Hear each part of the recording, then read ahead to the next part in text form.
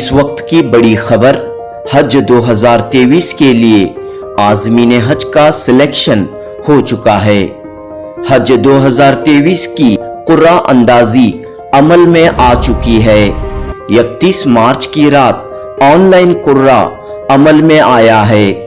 اس بار پورے ملک میں ایک ہی وقت میں آن لائن قرعہ ہوا ہے۔ مرکزی حج کمیٹی کی جانب سے آن لائن قرعہ ہوا ہے۔ ریاست کرناٹک سے 5000 سے زائد عازمین حج منتخب ہوئے ہیں۔ جی ہاں دوستو، ریاست کرناٹک سے 5000 سے زائد عازمین حج سفر حج 2023 کے لیے منتخب ہوئے ہیں۔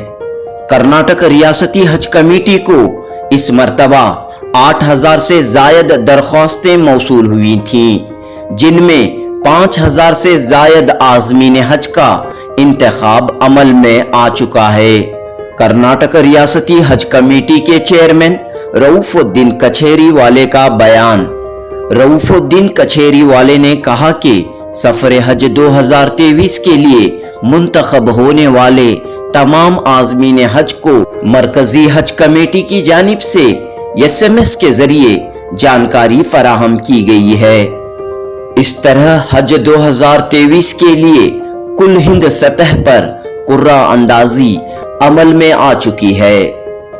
پیش ہے جنوبی نیوز کی رپورٹ۔